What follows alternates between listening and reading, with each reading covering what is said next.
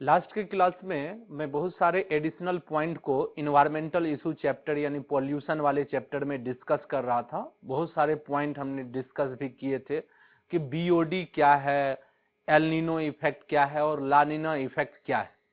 हम लोगों को कुछ और भी पॉइंट इसमें डिस्कस करने बचे हुए हैं। क्या क्या पॉइंट डिस्कस करना है वो हमने आपके सामने लिख दिया है। एसिड रेन है, भोपाल गैस ट्रेजेडी है, साइलेंट स्प्रिंग है, साइलेंट वैली, मॉन्ट्रियल प्रोटोकॉल और क्वाइटो प्रोटोकॉल। ये सारे पॉइंट डिस्कस करने के बाद मैं एनसीईआरटी बुक को पढ़ करके आपको दिखाऊंगा। आप जब ये एनसीईआरटी बुक पढ़ेंगे तो अपने साथ में भी एनसीईआरटी बुक को साथ साथ पढ़ते रहेंगे। मैं पेज नंबर भी बताते रहूंगा और हम लोग देखते जाएंगे इसमें। देखिए, सबसे फर्स्ट है एसिड रेन की बात करते हैं। Acid rain term was given by Robert August. Acid rain term was given by Robert August. It is a type of secondary pollutant and it is formed by chemical combination of primary pollutant like SO2, SO3, NO2, NO3 with environmental moisture, atmospheric moisture to form H2SO4 and HNO3. Then it deposited on earth in form of both particulate matter and dust. Particulate matter में होगा तो उसको dry deposition कहेंगे and liquid droplet तो उसको wait deposition कहेंगे। सुनते हैं हम लोग एसिड रेन क्या है। तो ये टर्म दिए थे रॉबर्ट अगस्त ने और ये एक टाइप का सेकेंडरी पोल्टेंट है क्योंकि ये बनता है chemical combination of primary pollutant like SO2, SO3 और NO2, NO3 with atmospheric moisture. अब SO2, SO3 एटमॉस्फेरिक मॉइस्चर यानी वाटर के साथ रिएक्ट करके H2SO4 बनाता है और NO2, NO3 एटमॉस्फेरिक मॉइस्चर के साथ रिएक्ट करके HNO3 बनाता है। फिर ये अर्थ पर डिपोजिट होते हैं in form of both liquid droplet में तो उसको वेट डिपोजिशन करेंगे और अगर ड्राई डिपोजिशन है पार्टिकुलेट मैटर में तो उसको ड्राई डिपोजिशन कहते हैं। दोनों ही फॉर्म में अर्थ के ऊपर डिपोजिट होते हैं। वेट डिपोजिशन भी है और ड्राई डिपोजिशन भी है। फिर हम लोग बात करते हैं कि decreases the photosynthetic efficiency of leaf. ये जो एसिड रेन होता है फोटोसिंथेटिक इफिशियंसी ऑफ लीफ को कम करता है। सॉइल इरोजन करते हैं, मोर्टेलिटी इन एक्वेटिक लाइफ करते हैं, कोरोजन इन मार्बल करते हैं, skin cancer and many skin related disease in human करते हैं। हमने आपको बताया कि एसिड रेन क्या क्या करता है। तो हमने बताया कि इट कॉजेज सॉइल इरोजन करता है, फर्टिलिटी को लॉस करता है, फोटोसिंथेटिक इफिशियंसी ऑफ लीफ को कम करता है, decreases the photosynthetic efficiency of leaf, corrosion in marble करते हैं, बहुत सारे एक्वेटिक ऑर्गेनिज्म में मोर्टेलिटी करता है, स्किन कैंसर और स्किन रिलेटेड डिसऑर्डर करते हैं ह्यूमन में। स्किन कैंसर और स्किन रिलेटेड डिसऑर्डर ह्यूमन में किया करता है। तो ये सब था एसिड रेन के बारे में। एक बहुत पॉपुलर क्वेश्चन है कि refinery of Mathura causes greater threat to Taj Mahal of Agra due to acid rain. Mathura का जो रिफाइनरी है वो सबसे बड़ा खतरा बना हुआ है आगरा के ताजमहल के लिए। ऐसा क्यों बोलते हैं? रिफाइनरी से SO2, SO3 गैस रिलीज होते हैं। रिफाइनरी से SO2, SO3 गैस रिलीज होते हैं जो एटमॉस्फेरिक मॉइस्चर के साथ रिएक्ट करते हैं और H2SO4 बनाते हैं। बाद में वो आगरा के ताजमहल सब के ऊपर डिपोजिट होते हैं जिसकी वजह से ताजमहल में कोरोजन हो रहा है और शाइनिंग कम हो रहा है। उसको लोग स्नो कैंसर मतलब उसको मार्बल कैंसर भी बोलते हैं, वो हो रहा है। कोरोजन इन मार्बल कहते हैं उसको, वो हो रहा है। तो आज जो शाइनिंग है पहले वो बिल्कुल व्हाइट मार्बल था, धीरे धीरे येलोइश कलर होते जा रहा है, वो एसिड रेन के वजह से। और उसके लिए जिम्मेवार है मथुरा का रिफाइनरी ही रिस्पॉन्सिबल। ये देखिए भोपाल गैस ट्रेजेडी कब हुआ था? 3 दिसंबर 1984 को। कुछ बुक वाले लिखते हैं 2 से 3 दिसंबर, कुछ बुक वाले 3 से 4 दिसंबर लिखते हैं। मैं इन सब बातों को छोड़ते हुए हमने लिखा है 3 दिसंबर 1984 को हुआ था due to leakage of MIC इसका पूरा नाम है मिथाइल आइसोसाइनेट। MIC है, इसका पूरा नाम है methyl isocyanate. And it react with atmospheric, it react with water to form cyanide gas. देखिए मैंने क्या बोला, ये बहुत इंपॉर्टेंट पॉइंट था एक टाइम का। अब तो एनसीईआरटी से बाहर बहुत कम ही क्वेश्चन पूछे जाते हैं। एक टाइम का ये बहुत पॉपुलर क्वेश्चन था, भोपाल गैस ट्रेजेडी। इसके एक एक पॉइंट से क्वेश्चन पूछा हुआ है। भोपाल गैस ट्रेजेडी कब हुआ था? तो 3 दिसंबर 1984 को। कौन सा चीज लीक हुआ था? MIC, मिथाइल आइसोसाइनेट का लीकेज हुआ था, जो किसके साथ रिएक्ट किया था? वाटर के साथ, और बनाया था साइनाइड गैस। और वो गैस जिधर जिधर रिलीज हुआ, हवा से जिधर जिधर फैला, उधर के लोग मरते गए। उस जमाने का बहुत बड़ा ट्रेजेडी था। गवर्नमेंट डाटा बताते हैं कि 15 से 20,000 के लगभग में लोगों का डेथ हुआ था, और 30,000 से 40,000 के लगभग में लोग इन्फेक्टेड थे। 15 से 20,000 लोगों का डेथ हुआ था, और लगभग में 30 से 40,000 लोग इन्फेक्टेड थे भोपाल गैस ट्रेजेडी से। उस कंपनी का नाम था union carbide. Union carbide company था, वो फर्टिलाइजर बनाती थी, पेस्टिसाइड, पेस्टिसाइड कीटनाशक दवा बनाने का काम करती थी। और वो बिल्कुल मध्य प्रदेश में इसलिए रखा गया था क्योंकि पूरे इंडिया का सेंटर था, और हर एक जगह आसानी से ट्रांसपोर्ट कर सके केमिकल पेस्टिसाइड को, कीटनाशक दवा को, इसलिए वहां पे लगाया गया था। यूनियन कार्बाइड का नाम था, कंपनी का नाम था। इसमें याद क्या क्या रहना है? पहली बात तो कब हुआ था? 3 दिसंबर 1984 को हुआ था। क्या लीकेज हुआ था? MIC। किसके साथ रिएक्ट किया था? वाटर के साथ रिएक्ट किया था। कंपनी का क्या नाम था? Union carbide. ये सब पूछा हुआ क्वेश्चन। 2016 में एक मूवी आई थी, उसका नाम था Bhopal a prayer for rain. Bhopal a prayer for rain. उस मूवी को जब आप देखते ना, तो लगता कि वो ज्यादातर जो गलती है वो इंडियन का ही है, और इंडियन के गलती के वजह से ही हुआ था। लेकिन जो भी हो, बहुत बड़ा वो ट्रेजेडी था, बहुत सारे लोग मरे थे। और पता है साइनाइड का एंटीडोट क्या होता है? उसका होता है सोडियम हाइपोक्लोराइड। लेकिन किसी भी शहर में इतना ज्यादा सोडियम हाइपोक्लोराइड तो नहीं होगा कि हर एक पर्सन को इंजेक्शन के थ्रू दिया जा सके सोडियम हाइपोक्लोराइड। एंटीडोट होता है साइनाइड का। तो हमने आपको ये सब बताया। अभी जो है देखते हैं silent spring. Silent spring, it is a novel written by Rachel Carson and first mentioned the effect of DDT on bird, effect of insecticide या DDT on bird। Silent spring ना एक बुक का नाम है, एक लिटरेचर। साइलेंट स्प्रिंग एक book है, एक लिटरेचर है, जिसको लिखा था रिचल कार्सन ने, और फर्स्ट मेंशन किया था effect of DDT on bird. DDT का क्या इफेक्ट होता है बर्ड पे, वो बताया था। अब यही क्वेश्चन पूछा गया था AIPMT 2015 में। The famous book of Rachel Carson is silent spring and it is based on, answer था उसका effect of insecticide on bird. एक ही चीज है। ये साइलेंट वैली क्या है? It is tropical green forest of Kerala. It is tropical green forest of Kerala and declared as national reserve forest and called silent valley because there is no noise in the forest during night। Tropical green forest जो है केरला का, उसको लोग national reserve forest declared कर दिए गए हैं, और उसको साइलेंट वैली बोलते हैं। क्यों बोलते हैं? Because there is no noise in the forest during night. Forest में कोई नॉइज नहीं है रात के टाइम।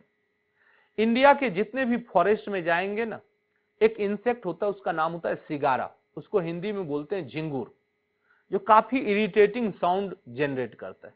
कभी आप हॉरर मूवी देखे होंगे, तो उसमें जब नाइट का सीन होता है तो एक इंसेक्ट के बोलने का आवाज बैकग्राउंड से आपको सुनाई देगा।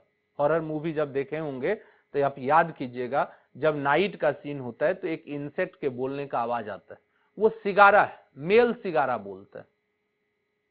तो इंडिया के हर एक फॉरेस्ट में सिगारा है, झिंगूर है, जो साउंड जनरेट करता है, इरिटेटिंग साउंड जनरेट करता है। लेकिन केरला का जो ट्रॉपिकल ग्रीन फॉरेस्ट वाला जो एरिया केरला का है, उसमें कोई झिंगूर नहीं है, कोई सिगारा नहीं है, जिसके वजह से कोई नॉइज नहीं है, इसलिए लोग उसको बोलते हैं साइलेंट वैली। देखिएगा, साइलेंट वैली फॉरेस्ट का नाम है, लेकिन साइलेंट स्प्रिंग बुक का नाम है, एक लिटरेचर है, एक नॉवेल का नाम है ये। मॉन्ट्रियल प्रोटोकॉल क्या है? मॉन्ट्रियल शहर है कनाडा का। यह हुआ था 1987 में, but effective in 1989। Montreal protocol है, मॉन्ट्रियल प्रोटोकॉल कनाडा में हुआ था 1987 में, बट इफेक्टिव इन 1989 में। इसका एम क्या था? To reduces the emission of chlorofluorocarbon, CFCs and other ozone depleting substance.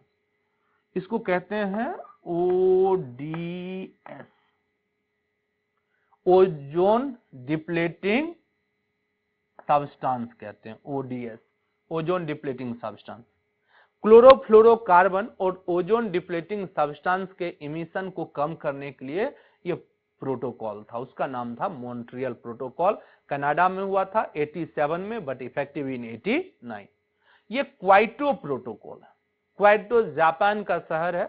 क्वाइटो hosted an international conference from 1 to 10 December 1997 of COP3, उसी को बोलते हैं कॉन्फ्रेंस ऑफ पार्टीज 3, या G77, group of 140 country to discuss on global warming and climate change, to discuss on global warming and climate change. ये Kyoto protocol क्या है? Conference of parties 3 का meeting हुआ था, उसी को G77 कहते हैं, ग्रुप ऑफ 140 कंट्री। G77 का इंडिया मेंबर बना भी था 1997 में। 1 से 10 दिसंबर 1997 में हुआ था। 1 to 10 दिसंबर 1997 में हुआ था। डिस्कस किए थे लोग ग्लोबल वार्मिंग पे और क्लाइमेट चेंज के ऊपर में डिस्कस किए थे, वही है क्वाइटो प्रोटोकॉल। उसके बाद हर एक साल ये कॉन्फ्रेंस चलते गया और हर एक साल ये होते ही रहा है। मैं नोट्स में कुछ डेट लिख दूंगा। ये AIPMT 2015 में जो फर्स्ट पेपर हुआ, उसमें ये क्वेश्चन पूछ दिया कि कॉन्फ्रेंस ऑफ पार्टीज का मीटिंग नवंबर 2011 में कहां हुआ है? तो वो डरबन था, साउथ अफ्रीका में, वहां हुआ था। वो एग्जाम कैंसिल हो गया पेपर लीक के वजह से, री एग्जाम हुआ। री एग्जाम में दोबारा से क्वेश्चन पूछा गया कि कॉन्फ्रेंस ऑफ पार्टीज का मीटिंग दिसंबर 2012 में कहां हुआ था? तो वो दोहा है, कतर का कैपिटल, वहां पर हुआ था। अपने इंडिया में भी हुआ है 2008 में। 2008 में कॉन्फ्रेंस ऑफ पार्टीज का मीटिंग हुआ है नई दिल्ली में। 2008 में कॉन्फ्रेंस ऑफ पार्टीज का मीटिंग हुआ है नई दिल्ली में। तो आप एक बार देख लीजिएगा वो कॉन्फ्रेंस ऑफ पार्टीज का, कम से कम 15 से लेकर के 20 तक याद रख लीजिएगा कि कहां हुआ है। 20 तो अभी हुआ नहीं होगा, वो दिसंबर सब में होता है। 19 तक का याद कर सकते हैं आप। इसी के साथ जो एडिशनल पॉइंट सब बताना था वो हम लोग आपको बता चुके हैं। अब जो है इस चैप्टर में बुक पढ़ना है, क्योंकि जो इन्वायरमेंटल इशू चैप्टर है, जो बुक से रिलेटेड है, वो मैं आपको बुक में ही समझाऊंगा। इसके लिए आप साथ में अपने साथ बुक खोल करके रखेंगे, इससे समझना आपके लिए बहुत ही आसान हो जाएगा। NCERT बुक जरूर रखिए अभी अपने पास।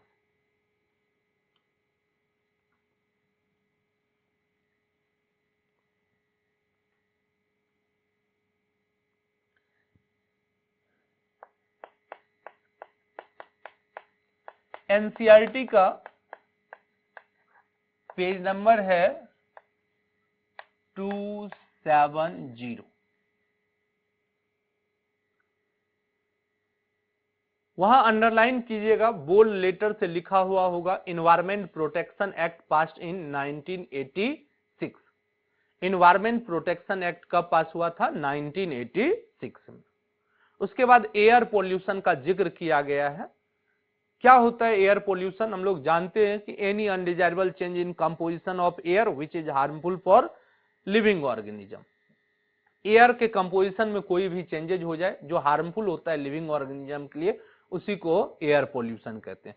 और उसका मेन सोर्स जो है एयर पोल्यूशन का है, वो क्या है? बर्निंग ऑफ फॉसिल फ्यूल, यही मेन रीजन है। आपके बुक में जो पढ़ाना है मैं उसी चीज पे आता हूं, बाकी फालतू की चीज पढ़ने से कोई फायदा नहीं। आपके एनसीईआरटी बुक में इलेक्ट्रोस्टैटिक प्रेसिपिटेटर का जिक्र किया गया है। ये जो इलेक्ट्रिसिटी है, ये इलेक्ट्रिसिटी कैसे जनरेट होता है? अपने इंडिया में ज्यादातर इलेक्ट्रिसिटी जनरेट होता है थर्मल पावर प्लांट से। थर्मल पावर प्लांट क्या होता है? कोयले को जलाते हैं, पानी को गर्म करते हैं, स्टीम बनता है, स्टीम को टरबाइन पे देते हैं, टरबाइन रोटेट होता है और इलेक्ट्रिसिटी जनरेट होता है। मेरी बातों को सुनिए, इंडिया में ज्यादातर जो इलेक्ट्रिसिटी जनरेट होता है वो थर्मल पावर प्लांट से।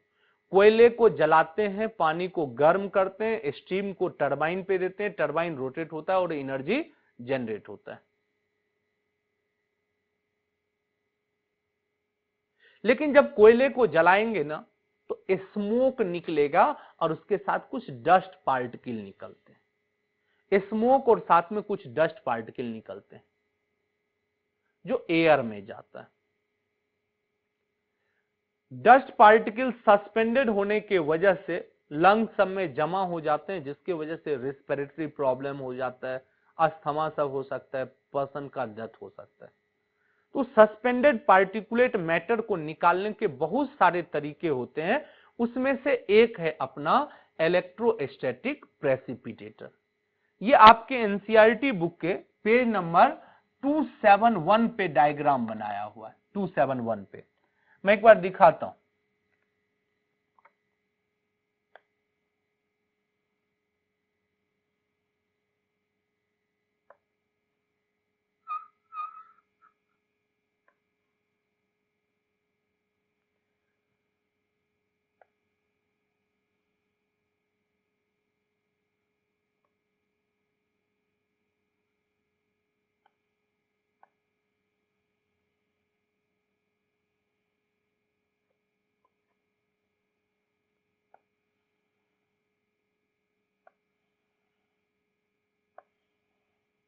ये डायग्राम बना हुआ है एनसीईआरटी बुक में ही 271 नंबर पेज पे। इस साइड से इसमें फ्लो करते हैं डर्टी एयर, तो वो ऐसे जाएगा,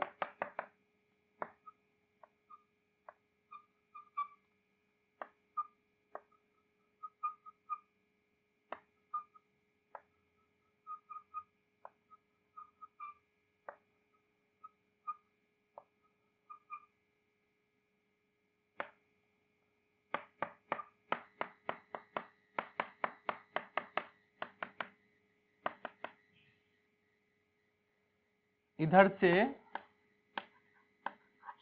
वाटर और लाइम का स्प्रे किया जाता है।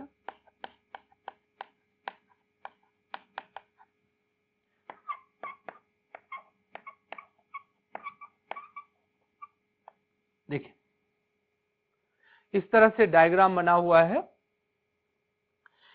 इसमें करते क्या है, इलेक्ट्रोड वायर लगे होते हैं जो सेवरल थाउजेंड वोल्ट पे मेंटेन होते हैं और कोरोना का प्रोडक्शन करते हैं। इस पे इलेक्ट्रोड वायर होते हैं जो सेवरल थाउजेंड वोल्ट पे लगे होते हैं और वो कोरोना का प्रोडक्शन करता है और इलेक्ट्रॉन को रिलीज करता है। आप लोग कैथोड रे का डिस्कवरी वाला सब जैसे देखे होंगे ना, इलेक्ट्रॉन डिस्चार्ज ट्यूब, बिल्कुल उसी तरह का होता है। इसमें भी हाई इलेक्ट्रिक वोल्टेज सप्लाई करते हैं। हाई इलेक्ट्रिक वोल्टेज सप्लाई करने से कोरोना का प्रोडक्शन होता है और इलेक्ट्रॉन को रिलीज करते हैं। अब इधर से डर्टी एयर गया तो इलेक्ट्रॉन इस एयर में जो पार्टिकल है उसके साथ मिल करके इसके ऊपर नेट निगेटिव चार्ज बनाते हैं।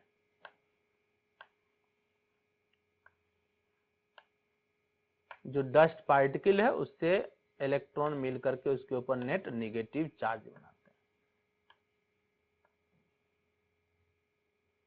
इसमें कलेक्टिंग प्लेट लगे होते हैं जो ग्राउंडेड होते हैं, अर्थेड किया होता है, और वो इस तरह से लगे होते हैं। 2 प्लेट ऐसे हैं तो 2 इस साइड में लगे होंगे, फिर इस तरह से, ताकि एयर इसके बीच से क्रॉस करके जाए। ये ग्राउंडेड होते हैं तो चार्ज डस्ट पार्टिकल को अट्रैक्ट करता है, और वेलोसिटी जो होना चाहिए वो एयर का कम होना चाहिए ताकि वो ज्यादा से ज्यादा इसके ऊपर जमा हो सके। यहां से वाटर वेपर और लाइम का सप्लाई करते हैं जिससे SO2 जैसा गैस बनता है, और उस SO2 गैस को स्क्रबर रिमूव करता है, SO2 गैस को स्क्रबर रिमूव करता है, और इधर से क्लीन एयर बाहर जाता है। लेकिन हाल में पता चला कि वो पार्टिकल जो बहुत छोटे साइज के होते हैं वो तो चार्ज हो ही नहीं पाते हैं, और चार्ज नहीं होने की वजह से इलेक्ट्रोस्टैटिक प्रेसिपिटेटर उस छोटे से पार्टिकल को एब्जॉर्ब नहीं कर पाता, रिमूव नहीं कर पाता है, और वो छोटा पार्टिकल जो रिमूव नहीं हुआ है वही सबसे ज्यादा हार्म करता है। वो लंग्स में जमा होकर के रेस्पिरेटरी और ब्रीदिंग प्रॉब्लम करता है, अस्थमा, ब्रोंकाइटिस, प्रीमेच्योर डेथ, ये सब कर देता है। आप सोचते होंगे कलेक्टिंग प्लेट पे जो ये डस्ट जमा हो रहा है उसका फिर क्या होगा? उसको क्या करेंगे, 2-3 दिन पे निकाल करके उसका डस्टिंग करते जाते हैं और ये सस्पेंडेड पार्टिकुलेट मैटर को हटाते जाते हैं। आप सोचते होंगे उस पार्टिकुलेट मैटर का क्या होगा, उस राख का क्या होगा? उससे ना आजकल ब्रिक बनता है, ईंट बनता है। आपने व्हाइट कलर वाला ईंट देखा होगा, उसको लोग ACC ब्रिक बोलते हैं, या उसी को फ्लाई एश ब्रिक बोलते हैं। तो वो ब्रिक जो है इसी थर्मल पावर प्लांट का जो जला हुआ राख है, जो कलेक्टिंग प्लेट से डस्ट को निकाला गया है पार्टिकुलेट मैटर, उसमें फोमिंग एजेंट और सीमेंट मिला करके बनाया जाता है वो ब्रिक। तो हम लोग कहते हैं कि उस सब चीजों में इसका यूज होता है। फिर भी बहुत सारे पार्टिकुलेट मैटर को रिमूव करते हैं। एक बार मैं NCERT बुक पढ़ रहा हूं, पेज नंबर 271 वहां पर डायग्राम के नीचे लिखा हुआ है बहुत सारे टेक्निक होते हैं पार्टिकुलेट मैटर को रिमूव करने का, उसमें से एक है इलेक्ट्रोस्टैटिक प्रेसिपिटेटर। मैं NCERT बुक पढ़ रहा हूं, आप बुक को देखेंगे, उसमें लिखा हुआ है इलेक्ट्रोस्टैटिक प्रेसिपिटेटर के बारे में, which can remove over the 99% of particulate matter present in exhaust of thermal power plant. It has electrode wire that are maintained at several thousand volt, which produces corona and release electron. Electron attract with dust particle and giving them net negative charge on dust particle. A collecting plate that are grounded which attract charged dust particle. It has collecting plate that are grounded which attract charged dust particle. The velocity of air between plate must be low, which help to allow deposition of charged particle on plate. A scrubber can remove gases like SO2. Exhaust passed on a scrubber with the help of a spray of water vapor or lime. Recently we realized the danger of particulate matter that are very smaller in size. Recently we realized the danger of particulate matter that are very smaller in size and cannot remove by such precipitator. According to CPCB का पूरा नाम है Central Pollution Control Board, the particulate matter having size 2.5 micron meter or less in diameter causes greater harm to human health. It gets deposited in lungs and causes respiratory and breathing problem, irritation, inflammation, damage to lungs and premature death. मैंने बोला कि यह सबसे ज्यादा अच्छा है, it can remove more than 99% of particulate matter from exhaust of thermal power plant. इसमें electrode wire है, कोरोना का प्रोडक्शन होता है, इलेक्ट्रॉन रिलीज होता है और वो डस्ट पार्टिकल के साथ रिएक्ट करके नेट नेगेटिव चार्ज देता है। इसमें कलेक्टिंग प्लेट होते हैं जो ग्राउंडेड को किए होते हैं, जो अट्रैक्ट करते हैं चार्ज डस्ट पार्टिकल को। वेलोसिटी जो एयर का होना चाहिए प्लेट के बीच से वो कम होना चाहिए ताकि वो ज्यादा से ज्यादा प्लेट के ऊपर डिपॉजिट हो सके। साथ ही साथ हम लोग कहते हैं स्क्रबर जो है वो SO2 गैस को रिमूव करता है और एग्जॉस्ट स्क्रबर पर कैसे जाता है, वाटर वेपर और लाइम के स्प्रे से। हाल में ही हमने रियलाइज किया है पार्टिकुलेट मैटर का क्या डेंजर इफेक्ट है, जो काफी छोटे साइज के होते हैं जिसको ये नहीं रिमूव कर पाता है। और सीपीसीबी ने बताया कि वो पार्टिकुलेट मैटर साइज जिसका साइज 2.5 माइक्रोन मीटर और लेस इन डायमीटर है, causes greater harm to human health, क्योंकि वही रिस्पिरेशन के थ्रू, ब्रीदिंग के थ्रू लंग्स में डिपॉजिट हो जाते हैं, जिसकी वजह से रेस्पिरेटरी एंड ब्रीदिंग प्रॉब्लम होता है, इरिटेशन होता है, इन्फ्लामेशन होता है, लंग्स डैमेज होता है और फाइनली पर्सन का डेथ हो जाता है। यहां तक लिखा हुआ है पेज नंबर 271 पे। अब पेज पलट लेंगे 272 पे, देखते हैं क्या लिखा हुआ है। लिखा हुआ है कि मेट्रोपॉलिटन सिटी में ऑटोमोबाइल जो है ये मेजर सोर्स है एयर पोल्यूशन का, क्योंकि डे बाय डे ऑटोमोबाइल का संख्या बढ़ते ही जा रहा है, तो ऑटोमोबाइल जो है मेजर कॉज है एयर पोल्यूशन का, स्पेशली इन मेट्रोपॉलिटन सिटी में। हालांकि ये अब लोकल शहरों में, छोटे छोटे सिटी में भी प्रॉब्लम बढ़ने लगा है, लेकिन मेट्रोपॉलिटन में तो है। इसलिए लोग कहते हैं कि पॉल्यूशन को कैसे आप अवॉइड कर सकते हैं। आपके एनसीईआरटी बुक में सिर्फ एक ही चीज लिखा हुआ है कि यूज ऑफ अनलेडेड पेट्रोल और डीजल। सच बताऊं तो डीजल में तो होना भी नहीं चाहिए लेड, वहां शायद ऐसे ही लिख दिया है, अनलेडेड पेट्रोल और डीजल का यूज होना चाहिए। लेकिन मैं आपको बताता हूं कि आप कैसे अवॉइड कर सकते हैं एयर पॉल्यूशन को, अवॉइडेंस ऑफ एयर पॉल्यूशन। सबसे पहली बात, use of automobile should be minimize. Automobile का कम से कम यूज करना है। बैटरी का, साइकिल का, रिक्शा का, बैटरी रिक्शा का, साइकिल का या पैडल वाला रिक्शे का, तांगा का, इन सब का यूज कीजिए या पैदल ही चलिए। ऑटोमोबाइल का यूज कम से कम करना। Proper maintenance of vehicle engine, गाड़ी का सर्विसिंग टाइम टू टाइम करवाते जाना है। ये नहीं कि गाड़ी खराब होगी तभी सर्विसिंग कराएंगे, गाड़ी का सर्विसिंग टाइम टू टाइम कराना। तीसरी बात कहते हैं क्या करना चाहिए, PUC certificate is compulsory for all registered motor vehicle. PUC होता है पॉल्यूशन अंडर कंट्रोल सर्टिफिकेट, गाड़ी का हम लोग जो पॉल्यूशन बनवाते हैं वो पीयूसी मैंडेटरी करना चाहिए, कंपलसरी करना चाहिए सारे रजिस्टर्ड मोटर व्हीकल के लिए। फिर हम लोग कहते हैं यूज ऑफ अनलेडेड पेट्रोल और डीजल, उसका यूज करना चाहिए। Use of catalytic converter in vehicle engine, catalytic converter का यूज करना चाहिए व्हीकल इंजन में। Use of alcohol fuel, battery power, solar power, tidal power, इन सब चीजों का यूज करना चाहिए। इस तरह से आप एयर पोल्यूशन को मिनिमाइज कर सकते हैं। अब इसमें से आपके एनसीईआरटी बुक में सिर्फ एक लाइन लिखा हुआ है, प्रॉपर मेंटेनेंस करना है व्हीकल इंजन का और अनलेडेड पेट्रोल और डीजल का यूज करना है। एक कैटालिटिक कन्वर्टर की बात करते हैं। कैटालिटिक कन्वर्टर क्या है, it is made up of extensively costly metal. ये गाड़ी के इंजन में लगाया जाता है और ये बना होता है एक्सटेंसिवली कॉस्टली मेटल का, like rhodium, platinum and palladium का, रोडियम, प्लेटिनम एंड पैलेडियम का। It convert unburned hydrocarbon into CO2 and water. Unburned hydrocarbon into CO2 and water. Nitric oxide into nitrogen gas and carbon monoxide into carbon dioxide. And vehicle engine having catalytic converter advised to use unleaded petrol or diesel because lead inactivate the catalyst.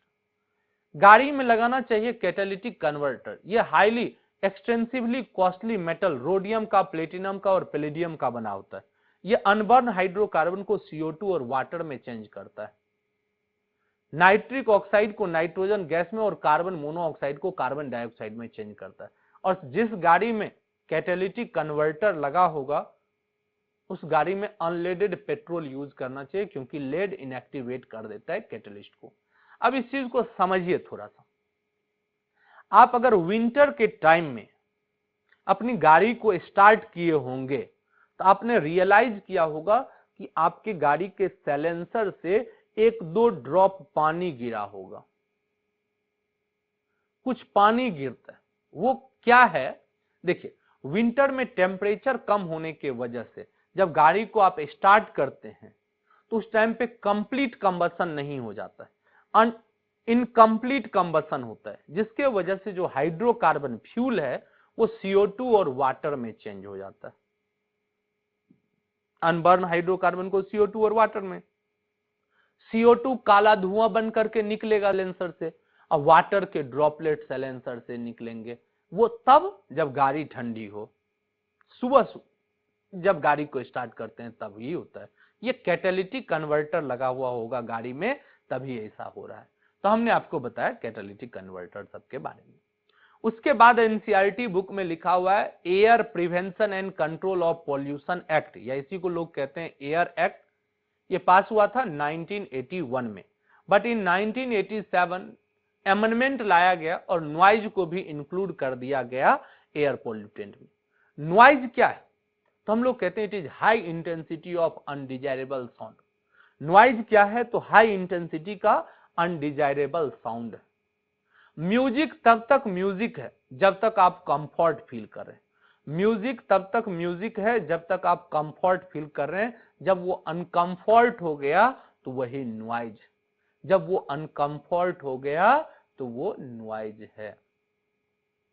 आपने कभी realise नहीं किया होगा कि आपने entertainment में कितना सारा नॉइज को जनरेट किया, कितना सारा नॉइज को जनरेट किया। दो तीन चीज को अंडरलाइन करेंगे। 272 नंबर पेज पे, 272 नंबर पेज पे लिखा हुआ है बीच वाले पैराग्राफ में कि noise causes many physiological and psychological disorder in human. Noise causes many physiological and psychological disorder in human. फिर उसके बाद अंडरलाइन करेंगे कि 150 डेसिबल और more sound generated during take off jet plane और रॉकेट। 150 डेसिबल और more sound generated during take off jet plane और rocket. इतना हाई इंटेंसिटी का साउंड अगर ईयर ड्रम पे पड़ा तो ईयर ड्रम डैमेज हो जाएगा, हेयरिंग एबिलिटी खत्म हो जाएगा। लेकिन mild sound in cities, chronic sound, एक एवरेज साउंड लंबे एक्सपोजर तक अगर रहा ना तो उसके वजह से भी परमानेंट हेयरिंग एबिलिटी लॉस हो सकता है। तो हम लोग कहते हैं नॉइज की वजह से ये सब चीज होता है। फिर वहां अंडरलाइन कीजिएगा, वहां लिखा हुआ है noise causes sleeplessness, increases heart beat, alter breathing pattern, stress etcetera. Noise क्या क्या करता है? स्लीपलेसनेस कराता है, नींद नहीं आती है। अल्टर करता है ब्रीदिंग पैटर्न को, हार्ट बीट को बढ़ाता है। उसके बाद हम लोग कहते हैं स्ट्रेस, सब ये सब कराता है। अब नॉइज से बचने के लिए क्या करना चाहिए? तो सबसे पहली बात कि साउंड प्रूफ बिल्डिंग बनाना चाहिए, गुड एब्जॉर्बेंट का यूज करना चाहिए। आप कभी पीवीआर सब गए होंगे तो वहां दीवालों पे ना एब्जॉर्बेंट लगाया होता है, तो वो नॉइज को एब्जॉर्ब करते हैं। तो गुड एब्जॉर्बेंट का यूज करना चाहिए। कॉटन प्लग का यूज करना चाहिए, आते हैं कान में लगाने वाले, उससे नॉइज नहीं होता है, तो कॉटन प्लग का यूज करना चाहिए। नॉइज प्रोड्यूसिंग इंडस्ट्रीज को लो पॉपुलेशन डेंसिटी वाले एरिया में लगाना चाहिए। जिस इंडस्ट्रीज में बहुत सारा नॉइज जनरेट होता होगा उसको लो पॉपुलेशन डेंसिटी वाले एरिया में लगाना चाहिए। क्रैकर्स जो होते हैं उसके भी साउंड को एक लिमिट करना चाहिए, इससे ज्यादा साउंड नहीं होना चाहिए। लाउड स्पीकर के भी इंटेंसिटी का, साउंड के इंटेंसिटी का एक लिमिट होना चाहिए और एक टाइमिंग डिसाइड होना चाहिए, और स्ट्रिक्टली फॉलो करना चाहिए हॉर्न फ्री जोन को स्कूल और हॉस्पिटल के पास, और साथ ही साथ मफलिंग नॉइज करना चाहिए। सुनिएगा मेरी बातों को, मैंने क्या क्या बोला। मैंने बोला कि नॉइज पोल्यूशन को कैसे कंट्रोल कर सकते हैं, साउंड प्रूफ बिल्डिंग बना करके, एब्जॉर्बेंट का यूज करके, मफलिंग नॉइज करके। बताऊंगा मफलिंग नॉइज क्या होता है। कॉटन प्लग का यूज करना है, लो पॉपुलेशन डेंसिटी वाले एरिया में नॉइज प्रोड्यूसिंग इंडस्ट्रीज को लगाना चाहिए। स्ट्रिक्टली फॉलो करना चाहिए हॉर्न फ्री जोन को, खास करके स्कूल और हॉस्पिटल के पास। लाउड स्पीकर के भी साउंड इंटेंसिटी को रेगुलेट करना चाहिए और टाइमिंग फिक्स करना चाहिए, और क्रैकर के भी साउंड पे ध्यान देना चाहिए। ये मफलिंग नॉइज क्या होता है? उसी को ग्रीन मफलर या ग्रीन बेल्ट बोलते हैं। मफलिंग नॉइज क्या, उसी को ग्रीन मफलर या ग्रीन बेल्ट बोलते हैं। ये क्या है? Plantation of tree on either side of roadways and railway track. Plantation tree का करना है either side of roadways and railway track. आप इंडिया में देखते होंगे जब आप रोडवेज या रेलवे ट्रैक से गुजरते होंगे, साइड में प्लांट लगाए होते हैं, उसी को कहते हैं ग्रीन मफलर या उसी को ग्रीन बेल्ट या उसी को मफलिंग नॉइज बोलते हैं। इसका काम क्या होता है? उसका काम होता है नॉइज को एब्जॉर्ब करना। लोगों को लगता है कि रोडवे के साइड में जो प्लांट लगा हुआ है वो सॉइल इरोजन को रोकता है, वो गलत है। सॉइल इरोजन को नहीं रोकता है, वो कोई विंड ब्रेक नहीं है, वो नॉइज को एब्जॉर्ब करने के लिए उसी को ग्रीन मफलर या ग्रीन बेल्ट बोलते हैं। उसके बाद जो है वो है केस ऑफ स्टडी, और ये केस ऑफ स्टडी जो है वो दिल्ली का है। Delhi as a capital city, यहां पे कार का नंबर काफी ज्यादा है। वेस्ट बंगाल और गुजरात के सारे कारों को जोड़ दीजिए तो उससे ज्यादा कार छोटे से दिल्ली में ही। वेस्ट बंगाल बहुत बड़ा स्टेट है, गुजरात भी ठीक ठाक स्टेट है एरिया वाइज, दिल्ली बहुत ही छोटा स्टेट है। आप तो दिल्ली कभी भी एक पार से दूसरे पार गुजर सकते हैं। लगभग में 1100 स्क्वायर किलोमीटर एरिया है यहाँ का। तो वेस्ट बंगाल और गुजरात के सारे कारों को जोड़ दीजिए तो उससे ज्यादा कार एक छोटी सी दिल्ली में, और यहाँ पे ऑटोमोबाइल जो है एक मेजर सोर्स है एयर पोल्यूशन का। 1997 में दिल्ली का रैंक वर्ल्ड के 41 मोस्ट पोल्यूटेड सिटी में 4th नंबर पर था। हालांकि 2017 में दिल्ली का रैंक वर्ल्ड के 41 मोस्ट पोल्यूटेड सिटी में 2nd नंबर तक गया, फर्स्ट नहीं हो पाए। बड़ा दुख लगा हमें। फर्स्ट पे रहा था बीजिंग, चाइना का शहर है, वो फर्स्ट पे रहा था और नई दिल्ली 2nd पे रहा था। लेकिन मैंने सोचा आगे बहुत सारे मौके मिलेंगे, हम लोग टॉपर आज न कल तो हो ही जाएंगे पोल्यूशन के मामले में। तो मैंने बताया कि 1997 में हम लोग वही वाला पढ़ेंगे।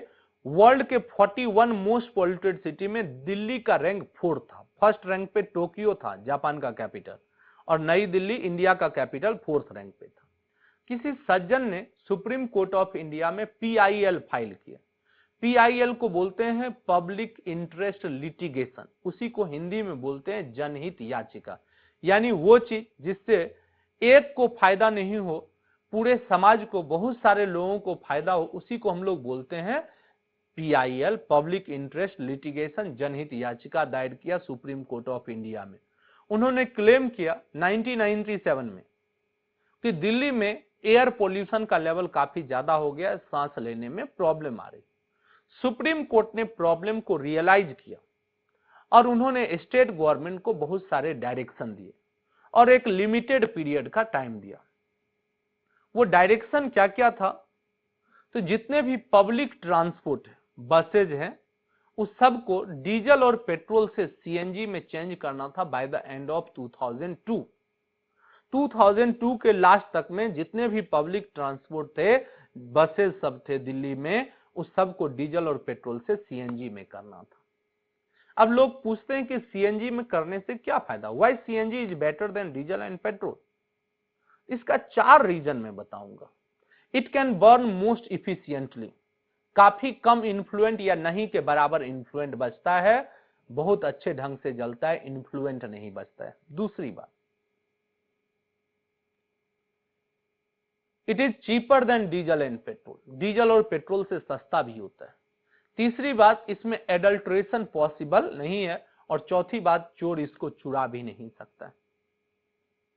ये बोर्ड एग्जाम के लिए बहुत पॉपुलर क्वेश्चन होता है, why CNG is better than diesel and petrol, why CNG is better than diesel and petrol. आपको 4 लाइन बताना होता है कि it can burn most efficiently, काफी कम इन्फ्लुएंट या नहीं के बराबर इन्फ्लुएंट बचता है। दूसरी बात बताना होगा कि it is cheaper than diesel और पेट्रोल, डीजल और पेट्रोल से सस्ता भी है। इसमें एडल्ट्रेशन पॉसिबल नहीं है। पेट्रोल में लोग केरोसिन ऑयल सब मिला देते हैं, इसमें क्या मिलाएंगे। और चौथी बात हम लोग कहते हैं चोर भी इसको चुरा नहीं सकता है, रखेगा कहां। इसलिए बस प्रॉब्लम क्या है, सीएनजी के ट्रांसपोर्ट में प्रॉब्लम। तो मैंने आपको क्या बताया कि सबसे पहले सुप्रीम कोर्ट ने स्टेट गवर्नमेंट को बहुत सारा चीज दिया था, डायरेक्शन दिया था और एक लिमिटेड पीरियड का टाइम दिया था, जिसमें यह था कि जितने भी पब्लिक ट्रांसपोर्ट थे उसको डीजल और पेट्रोल से सीएनजी में करना था। सीएनजी बेटर है डीजल और पेट्रोल से हर एक रिस्पेक्ट में, चार हमने चीज बताया। बस प्रॉब्लम है इसके ट्रांसपोर्ट में। आज पूरे दिल्ली में एनसीआर में सीएनजी के पाइपलाइन का जाल बिछा हुआ है, बस एक ट्रांसपोर्ट में ही दिक्कत है। इंद्रप्रस्था मेट्रो स्टेशन है ना, वहां पे आईजीएल का फैक्ट्री है, इंद्रप्रस्था गैस लिमिटेड, वहीं से बनता है सीएनजी और पीएनजी, और दिल्ली एनसीआर के हर एक जगह पे पाइप से उसका ट्रांसपोर्ट होता है। तो पाइप बिछाना यही एक समस्या है कि ट्रांसपोर्ट में प्रॉब्लम है, वरना ये हर तरह से अच्छा है। चार रीजन बताया। फिर हमने बोला कि application of euro 2 norms. Euro 2 is equivalent to Bharat stage 2। Euro 2 जो है ये इक्विवेलेंट है किसके, भारत स्टेज 2 का।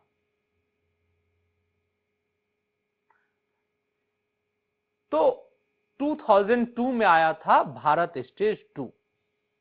ये सिर्फ दिल्ली में नहीं आया था, दिल्ली को छोड़ करके 10 और सिटी यानी टोटल 11 सिटीज में ये हो रहा था।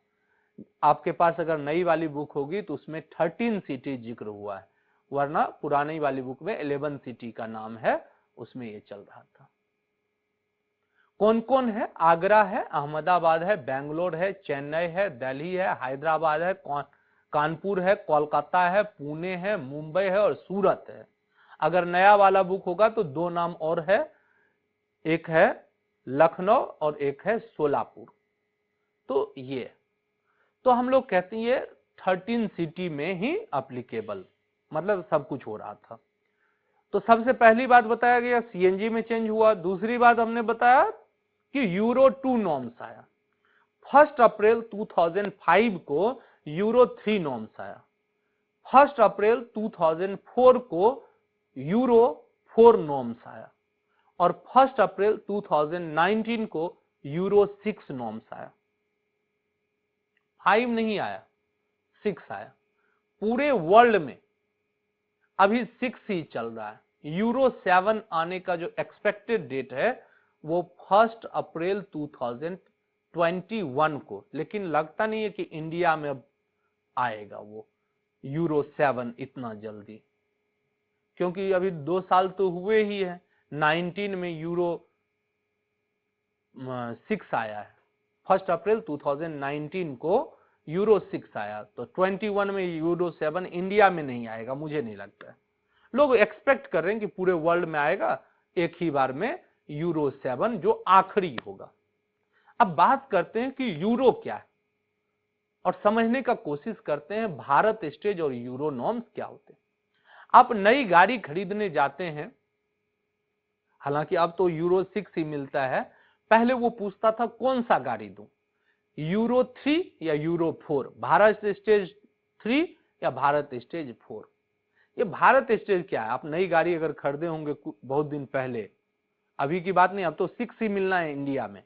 1 अप्रैल 2020 से, इस साल से 1 अप्रैल 2020 से गवर्नमेंट ने कह दिया है कि यूरो 4 का रजिस्ट्रेशन होगा ही नहीं, इंडिया में सिर्फ यूरो 6 गाड़ी बिकेगी। तो मैं पहली बात कहता हूं कि अगर गाड़ी खरीदे होंगे तो गाड़ी पे ना एक ग्रीन कलर का स्टिकर लगा होता है, इस तरह से लिखा होता था स्टाइल से BS4, या इस तरह से BS4 लिखा होता था।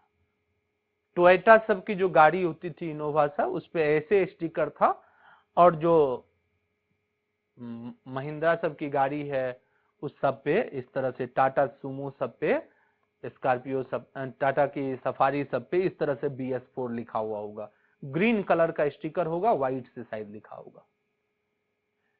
ये इंडियन पैरामीटर में BS लिखते हैं, यही अगर यदि विदेशी गाड़ी का होता तो उसको यूरो लिखते, दोनों सेम चीज होता है। BS2 euro 2, euro norms 2, BS3 euro norms 3। BS का मतलब होता है भारत स्टेज और उसको यूरो नॉर्म्स कहते हैं, एक ही चीज होता है। इसका काम क्या है BS का? इसका काम है कि सल्फर के इमिशन को और एरोमेटिक हाइड्रोकार्बन के इमिशन को कम से कम करना। सल्फर और एरोमेटिक हाइड्रोकार्बन के इमिशन को कम से कम करना है। यानी BS3 आपके एनसीईआरटी में एक लाइन है, पुराने वाले एनसीईआरटी में अगर लिखा हुआ होगा तो वो गलत होगा, उसको करेक्ट कर लीजिएगा। For example euro 3 norms, for example euro 3 norms, पुराने वाले बुक में लिखा हुआ है यूरो 2 नॉर्म्स। यूरो 2 का तो डाटा पता ही नहीं था, यूरो 3 का है। फॉर एग्जाम्पल यूरो 3 नॉर्म्स वो क्या करता है, सल्फर के इमिशन को 350 ppm तक करता है डीजल में और 150 ppm तक करता है पेट्रोल में। ये कौन करता है? BS3। और ये BS3 का इमिशन। BS का एम क्या है? और एरोमेटिक हाइड्रोकार्बन के इमिशन को कहां तक लाता है? 42% तक। ये BS3 का डाटा है। BS4 इससे कम पॉल्यूशन करेगा। जब आपका एनसीईआरटी बुक पब्लिश हुआ था उस टाइम पे BS4 आया ही नहीं था, इसलिए आपके बुक में डाटा दिया ही नहीं गया। हाँ, BS नॉर्म्स का एम क्या है? BS नॉर्म्स का एम क्या है या यूरो नॉर्म्स का एम क्या है? वो चाहता है कि सल्फर के इमिशन को कम करना है। कहां तक? 50 ppm तक।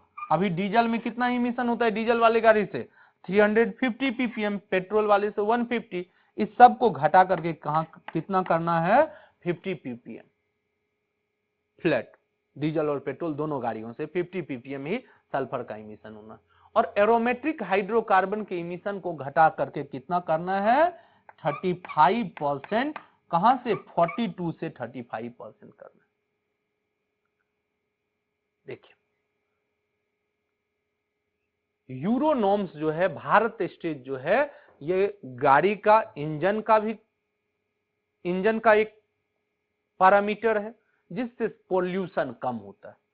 यूरो नॉर्म्स 4 है तो पोल्यूशन कम होगा, 6 है तो पोल्यूशन और कम होगा, और लास्ट आएगा यूरो 7 जिसमें बोला गया है कि सल्फर का इमिशन 50 ppm तक डीजल और पेट्रोल में होगा और एरोमेटिक हाइड्रोकार्बन का इमिशन 35% तक कम किया जाएगा। और फ्यूल जो मिलते हैं ना, वो भी भारत स्टेज मिलता है। अभी अपने इंडिया में जो फ्यूल मिल रहा है, जो मेट्रो सिटी है वहां पे BS6 का भी फ्यूल मिल रहा है और BS4 का भी मिल रहा है। जो छोटे शहर है वहां पे BS3 और BS4 के फ्यूल मिल रहे हैं। अगर आपकी गाड़ी BS6 है तो BS6 वाला फ्यूल डलाएंगे तो आपकी गाड़ी से कम पॉल्यूशन होगा। तो हमने आपको बताया कि BS2 का एप्लीकेशन हुआ था 2002 में, BS3 आया 1 अप्रैल 2005 से, BS4 आया 1 अप्रैल 2010 से, और BS6 आया 1 अप्रैल 2019 से BS6 आया। तो भारत स्टेज इंजन का क्वालिटी है जिससे पॉल्यूशन कम हो रहा है, कम किया जा रहा है। तो हमने आपको ये सब चीज बताया। और उसके बाद आपके बुक में बहुत बहुत धन्यवाद लिखा हुआ है दिल्ली सरकार को, जिसने पॉल्यूशन को कम करने में बहुत मेजर रोल प्ले किया। कब से कब? 1997 से लेकर के 2005 तक में। इसी के साथ जो एयर पोल्यूशन है वो खत्म होता है। आप एनसीईआरटी बुक में पढ़ेंगे ना, लाइन बाय लाइन वही चीज है जो मैंने आपको बताया है। और क्वेश्चन पूछे जाएंगे तो यही सब चीजों से पूछे जाएंगे, इसलिए फालतू में और कुछ पढ़ने की आवश्यकता नहीं है। नोट्स पढ़िए और एनसीईआरटी बुक पढ़िए। अब हम लोग शुरू करते हैं वाटर पोल्यूशन।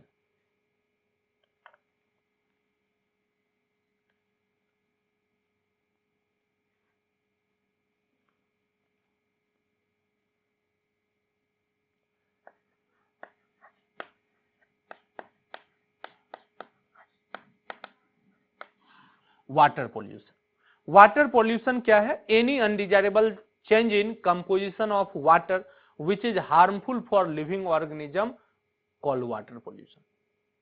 कोई भी अनडिजायरेबल चेंज हो जाए वाटर के कंपोजिशन में जो हार्मफुल होता है लिविंग ऑर्गेनिज्म के लिए, उसी को हम लोग वाटर पॉल्यूशन कहते हैं। ह्यूमन का नेचर होता है वो हर एक गार्बेज को ना पानी में फेंकना चाहता है। ह्यूमन का नेचर होता है वो हर एक चीज को पानी में फेंकना चाहता है। आप देखेंगे कभी आप यमुना रिवर को क्रॉस करते हुए देखेंगे तो पढ़े लिखे लोगों को भी देखेंगे गार्बेज को, पूजा पाठ वाले सामान हो या कुछ भी हो, यमुना नदी में फेंकते रहते हैं। कुछ दिन के बाद वही बंदा यमुना प्रोटेक्शन के लिए जंतर मंतर पे प्रोटेस्ट करते हैं, यमुना प्रोटेक्शन के लिए धरना पे बैठे रहते हैं, और बाद में एक दिन इसी इलाहाबाद में इसी यमुना में नहाते हैं, पानी पीते हैं, कहते हैं पवित्र हो गया। ऐसी मेंटलिटी है हम लोगों का। तो हमने आपको बताया कि हम लोग खुद जो है रिस्पॉन्सिबल है वाटर को पॉल्यूट करने के लिए, क्योंकि हम लोग हर एक गार्बेज को उसी में फेंकते हैं, पानी में ही फेंकते हैं। लोग कहते हैं 99.9% वाटर प्योर है, 99.9% वाटर प्योर है, 0.1% इम्प्योरिटी ही अनफिट बनाया है डोमेस्टिक यूज के लिए। 99.9% वाटर प्योर है, 0.1% इम्प्योरिटी ही अनफिट बनाया है डोमेस्टिक यूज के लिए। और ये 0.1% इम्प्योरिटी में तीन चीज होते हैं। एक होता है सस्पेंडेड मैटर, जिसका एग्जाम्पल होता है क्ले, सिल्ट, सैंड, सॉइल, ये सब चीज होता है। एक होता है कोलाइडल मैटर, जैसे पेपर मटेरियल है, क्लॉथ है, बैक्टीरिया, ये कोलाइडल मैटर है। और एक डिजॉल्व न्यूट्रिएंट है, नाइट्रेट है, फॉस्फेट है, सल्फेट है, ये सब डिजॉल्व न्यूट्रिएंट है। तो हमने आपको बताया कि 99.9% वाटर प्योर है, 0.1% इम्प्योरिटी, जिसमें हमने तीन बताया, सस्पेंडेड मैटर, कोलाइडल मैटर और डिजॉल्व न्यूट्रिएंट, यही अनफिट बनाया है वाटर को डोमेस्टिक यूज के लिए, जिस इम्प्योरिटी की वजह से हम लोग वाटर को यूज नहीं कर सकते। फिर आगे लिखा हुआ है बीओडी। बीओडी क्या है? Biological biochemical oxygen demand. फिर जो आगे लिखा हुआ है वो है बायोकेमिकल ऑक्सीजन डिमांड। हमने पिछले चैप्टर में भी आपसे जिक्र किया था, आगे भी जिक्र करेंगे आज, लेकिन यहीं तक रख लेते हैं। अगला क्लास लास्ट क्लास होगा, पूरा एनसीईआरटी बुक मैं आपसे डिस्कस कर दूंगा। आपको याद रखना ये चैप्टर बिल्कुल ही आसान हो जाएगा, और ये क्वेश्चन भी काफी ज्यादा इस चैप्टर से पूछे जाते हैं। आज हम लोग यहीं तक रखते हैं। आपको बीओडी से अगले क्लास में जिक्र करूंगा, और डीओ डिजॉल्व ऑक्सीजन क्या है, दोनों का ग्राफ बनाऊंगा, और आगे हम आपसे डिस्कस करते हैं। यहीं तक रहने दीजिए।